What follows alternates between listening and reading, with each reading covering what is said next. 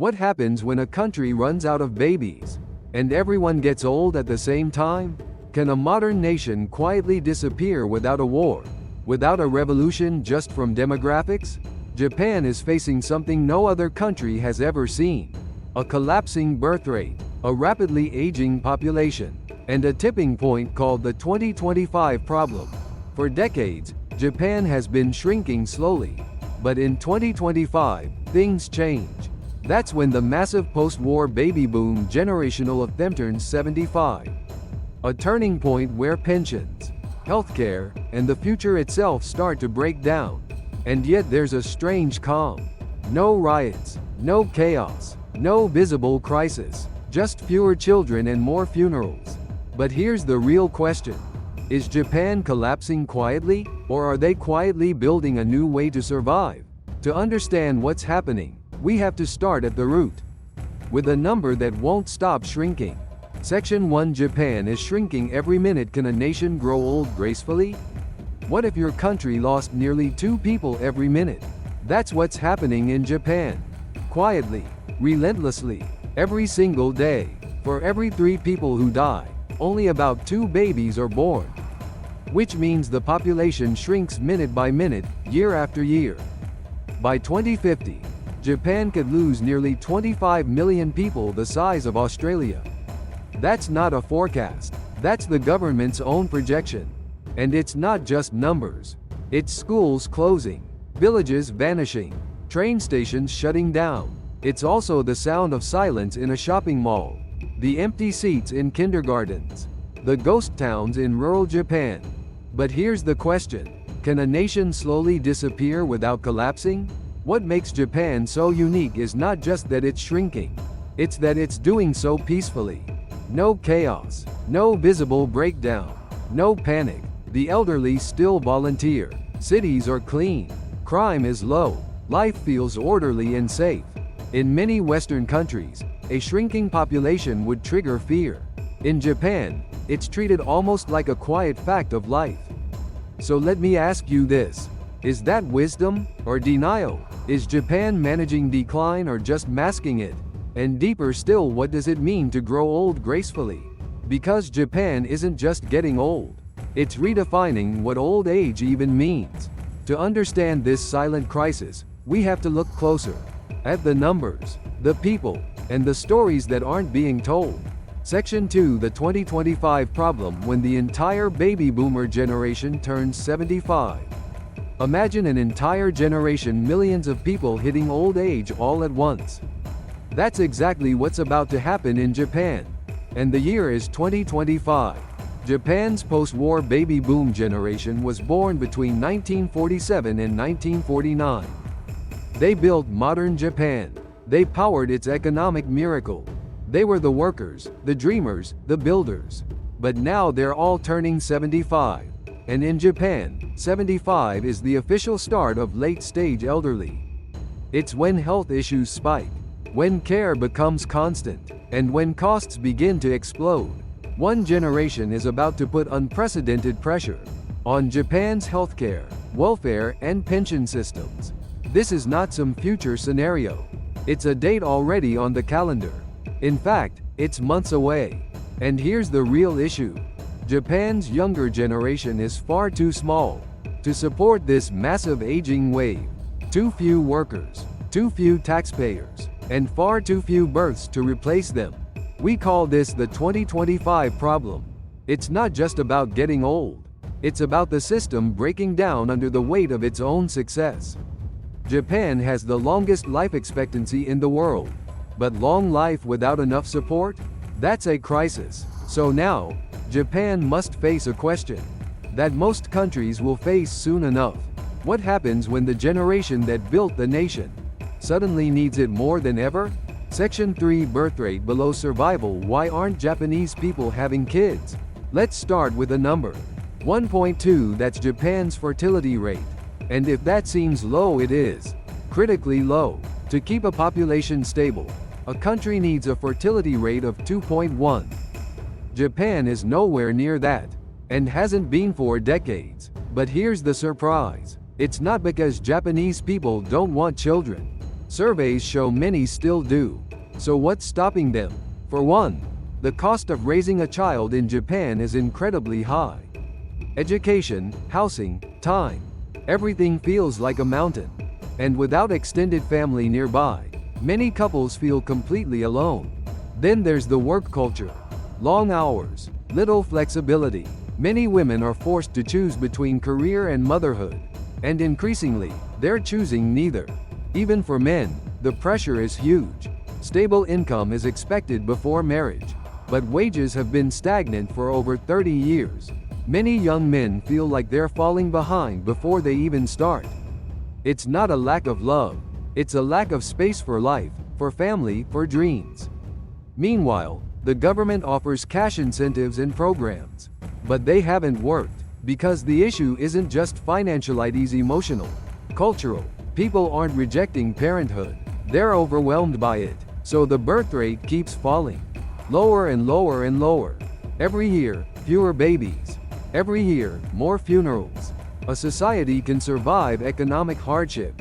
But what happens when it loses the will or the ability to create the next generation? That's where Japan stands today. Section 4 marriage is disappearing, and so are future generations. What happens when people stop getting married?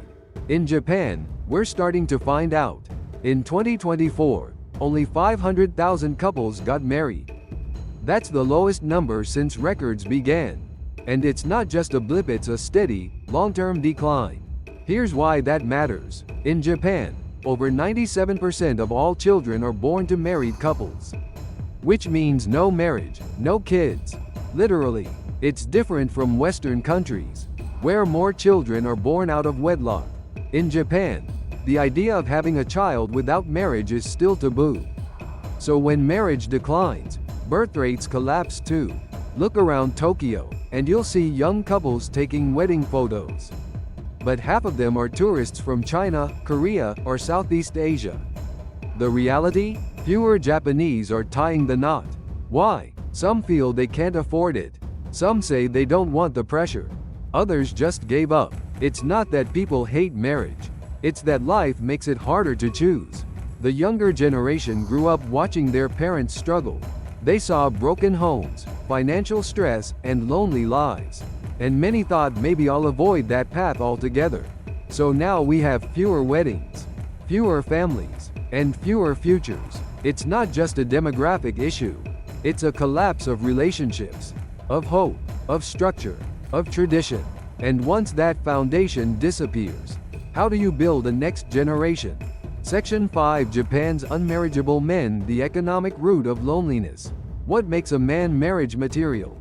In Japan, more and more men are being told directly or silently that they're not.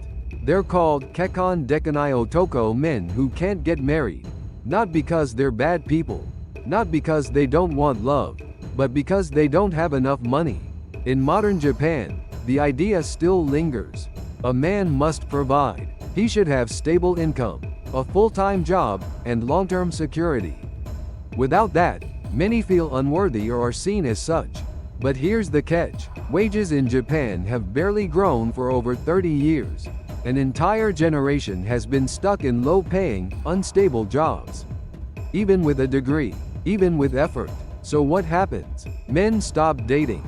They avoid relationships. And slowly, they disappear into loneliness. Some live with their parents. Some dive into hobbies or the internet. Some simply give up. It's not that they don't care. It's that society has no space for them to succeed. No room for failure. No backup plan. Meanwhile, women have more education, more independence, more expectations. But if men can't meet them economically, the connection breaks before it begins. And so, the marriage rate falls. Not from hate, not from rebellion, but from quiet resignation. This is not a story of lazy men. It's a story of economic drift, and a culture that still judges worth by income. When success becomes too far to reach, some people simply stop trying. And if too many people stop trying, a whole society loses momentum.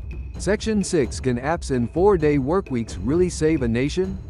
What would your country do if people stopped getting married and having kids? In Japan, The government is trying something unexpected.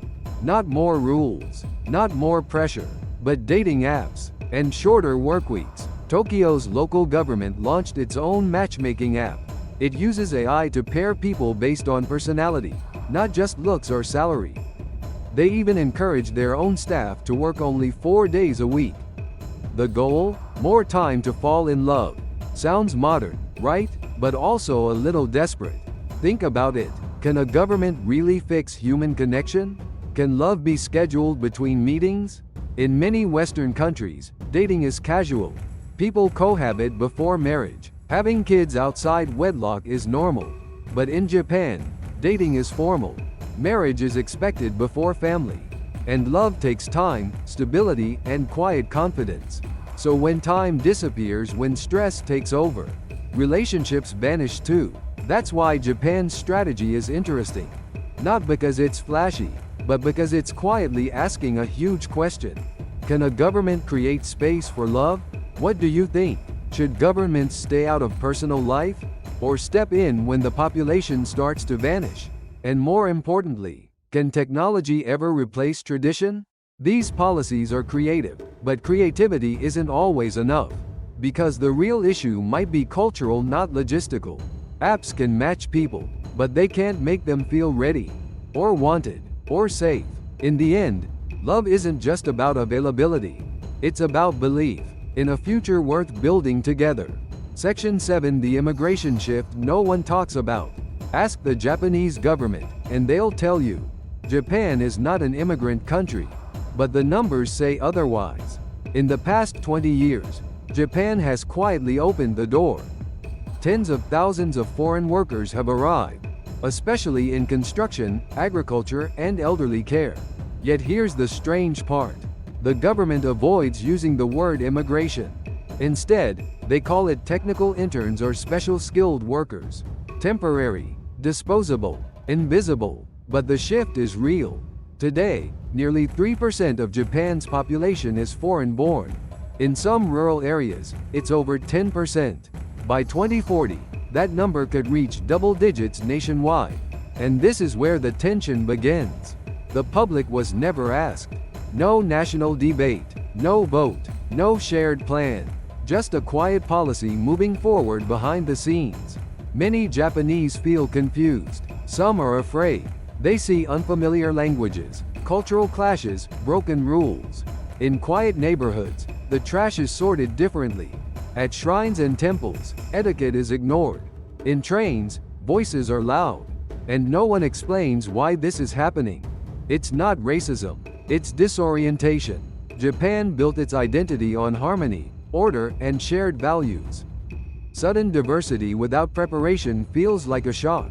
And yet, the economy depends on it. Without foreign workers, many industries would collapse. So here's the contradiction. The government wants the labor, but fears the word immigration. The people want safety, but aren't told what's changing. So Japan stands at a quiet crossroads. What happens when a country changes, without telling itself it's changing? Section 8. Japan's super aged and super active. What comes to mind when you picture an 80-year-old? A quiet life? A rocking chair? Maybe some light walking? Now imagine this. An 80-year-old Japanese man running a marathon. Another one climbing mountains. Or playing full-contact rugby. Yes, not touch rugby. Real tackles. Real hits. In Japan, this isn't a viral headline. It's a subculture. There are judo dojos for seniors. Bodybuilding competitions for the over 70s. Even triathlons with age categories for 75 and up. Of course, not every elder is that fit. Some need care. Some live quietly. But here's the shock: so many don't. According to OECD data, Japan has the world's longest healthy life expectancy. On average, Japanese people live without major illness or disability until age 74. In the US, that number is around 66. In Germany and the UK, it's about 6,567. So what's the secret? Yes, diet and healthcare help. But it's more than that. It's mindset, social belonging, a belief that age is not a limit but a stage. In many countries, 70 means retirement. In Japan, it might mean entering your first judo tournament. And this raises a question. Is Japan redefining what it means to grow old? Or are we underestimating what elders are capable of? How is it that a shrinking nation, with fewer children every year, still produces elders who outrun, outlive, and outlive so many others? Maybe Japan's greatest strength isn't in its youth, but in how it never gives up on its elders. Section 9. When death becomes normal. Funerals without families. In Japan today, more people are dying than ever before, and more of them are dying alone. It's called kadokushi, lonely death. No family, no visitors, no one to say goodbye. As the population ages and shrinks, this is becoming the quiet new normal. Funeral homes now offer proxy services. You pay in advance, and when you die, someone you've never met scatters your ashes at sea alone. No ceremony, no family, no photos, just the wind and silence. Some call it sad, others call it practical, but either way, it's happening more and more. In Tokyo Bay, boats leave with urns but no passengers. A crew performs silent rituals for people whose lives ended unnoticed. This is not a dystopian future. This is now. Why is this happening? Because families are smaller, because people don't marry, because many live alone and die the same way. Japan once placed deep value on ancestral ties, on grades, rituals, shared memory, but modern life moves fast, and the silence grows louder. Is this failure, or is it evolution? Maybe it's both, because in a country where death is no longer rare, it also becomes ordinary, and when something becomes ordinary, we stop fearing it, we stop questioning it, we just accept it. But maybe that's the real risk. Not that people die alone, but that we stop noticing. Section 10. Is this what success looks like? Japan as a global test case. For decades, the world has looked to Japan with admiration. For its safety, its technology, its calm, its order. But now, it's watching for another reason. To see what happens when a country grows old before anyone else. Japan is the first major nation to face this level of demographic decline. Fewer births, longer lives, shrinking towns, and systems built for growth forced to operate in decline. It's not dramatic. There are no revolutions, no collapses, just fewer children, fewer weddings, fewer voices. And yet, Japan still works. Trains run on time. Streets are clean. People live long, often happy lives. There's no chaos, just quiet erosion. And that's what makes it hard to see. Because decline, when peaceful, can be invisible. But invisible doesn't mean harmless. Schools are closing. Towns are vanishing. Young people are disappearing.